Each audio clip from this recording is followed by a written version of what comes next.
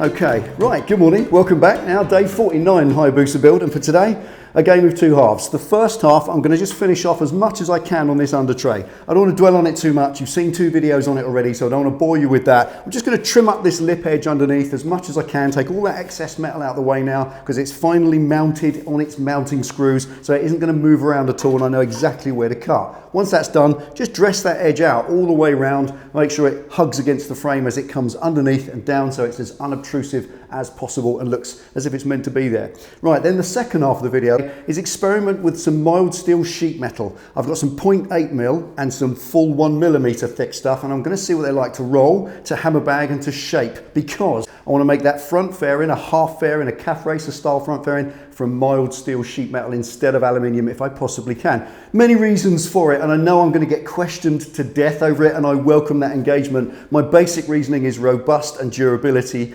or the robust and durable nature of mild steel as opposed to aluminium. This stuff, as I said in the last video, it's mounted on a frame and it's all very solid because the metal itself is quite flexible, whereas the mild steel at the front, it's not going to be as well supported as this tail section in terms of a frame. I don't want a massive heavyweight frame under it. I want it to be as self-supporting as possible. So I'm thinking that mild steel might be the material to do that. We don't know yet. I'm going to see if I can actually manipulate it and make it into the shapes similar to this that I'm going to need to do. If I can't, then I'm going to have to go with some maybe 1.2mm aluminium and do that instead. But that's what it's all about. This project is about pushing myself, finding out what I can and can't do, and experimenting. So today I've got 2 offcuts off eBay, and for the second half of the video I'll be working out whether I can actually make them into a shape or not. So stick around for that. But for today, first of all, let's finish this Undertray as much as it needs to be for now, and then we can move on.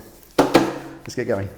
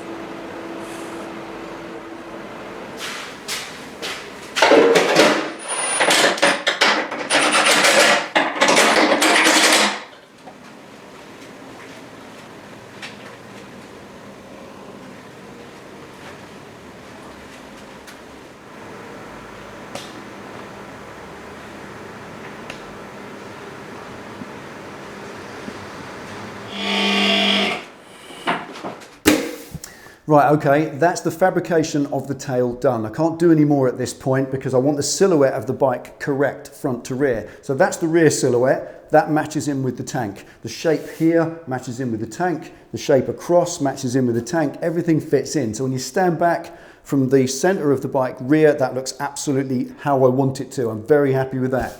Now I've got to do the same with the front. So before I mess around worrying about indicators and lights and wiring at the rear and stuff I can do later on, I want to get onto the front and see if I can bring it all together and match it into one.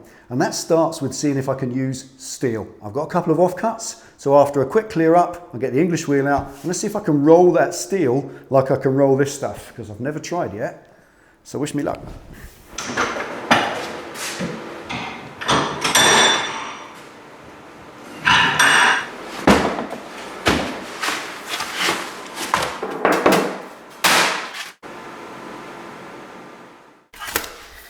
Right, okay, 1 mil and 0.8 mil.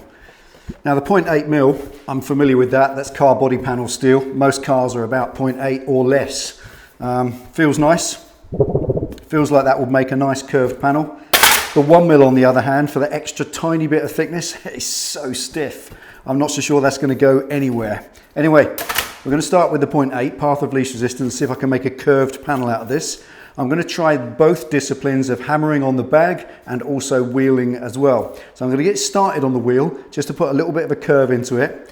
But before I do anything else, because obviously I value my sandbags and I don't want to rip them open, I'm going to take the corners off and the sharp edges off so it doesn't rip through the bag when I start hammering it. Common sense, eh?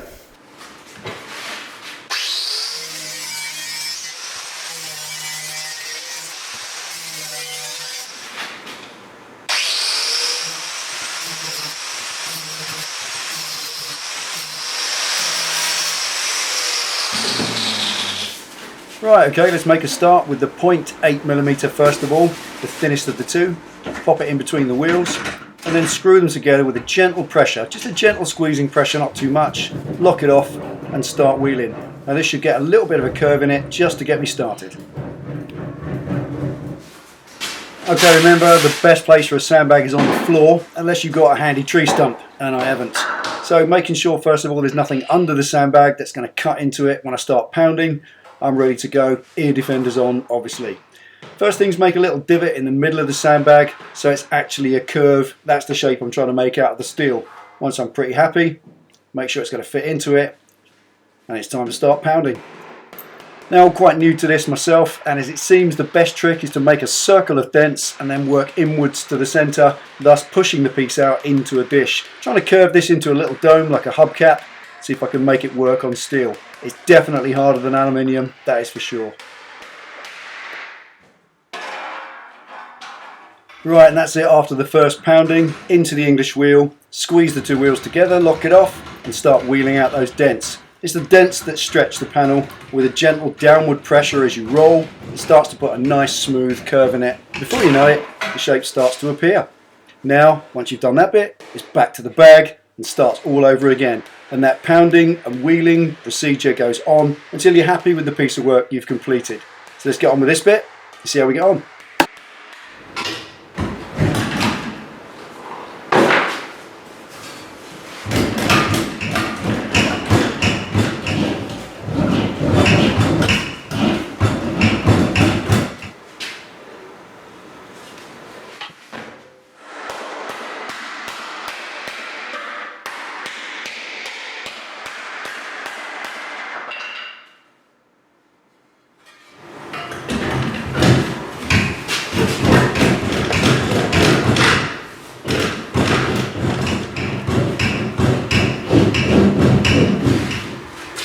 Right, around the halfway stage now, and some pretty nasty folds developing around the edge.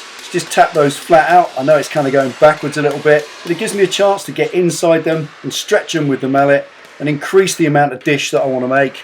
And then it's back to the bag and that ring of dents all the way around in a circle, working into the middle until you get a little bit more stretch into it, and then it's back to the wheel, the more rolling, and on goes the procedure.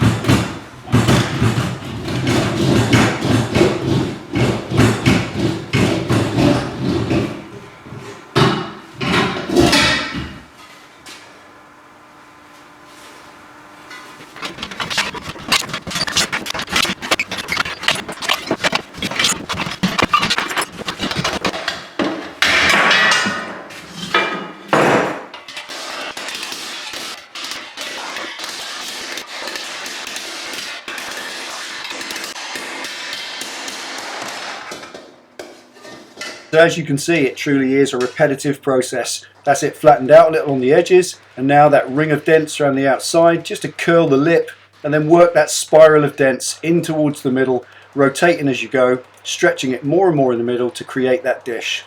And there it is, ready to go back to the wheel and smooth out all over again.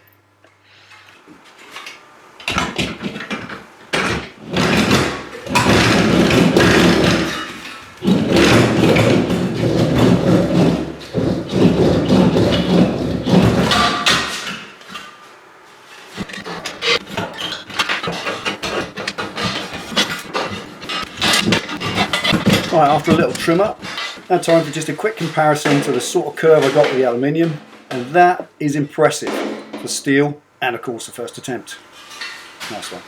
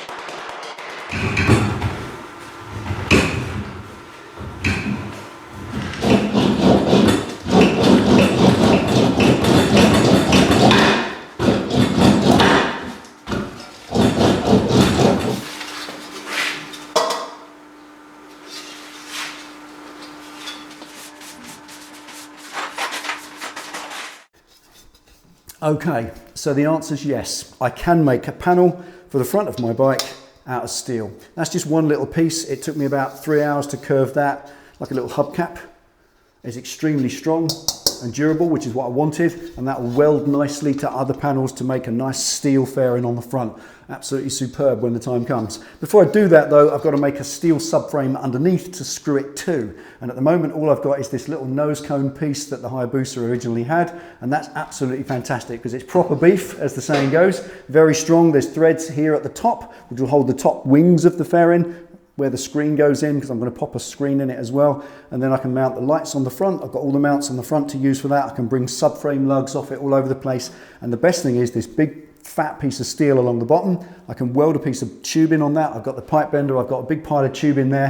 And I can bring a piece of tubing along the side here to give me screw points to put my fairing in when I make it. But all that's down the future. I don't like standing here talking about what I'm going to do because that's not relevant. I want to show you what I do each time. And today was an experiment to see if I can roll steel into the same sort of shapes as aluminium, and I can. The only difference is it's a lot more hard work, but I got that. That's no worry at all. Now, in the very next video, we're going to take a break from this place. We're going back to the old garage. I'm going to do a little custom upgrade project on Penny's Triumph Scrambler. Something she's wanted me to do for a long time. It's going to look very cool. And it's an accessory you can buy that's about £60. I'm going to actually use what we already have and try and do it for next to nothing, dodging those big fat prices for upgrading the simple stuff on your bike. So I hope you enjoy that. That'll be the next video, a little upgrade on Penny's Triumph in the old garage. But for today, I've made a fantastic discovery. I can use steel to make my panels for the front. So I better get some ordered. See you next time.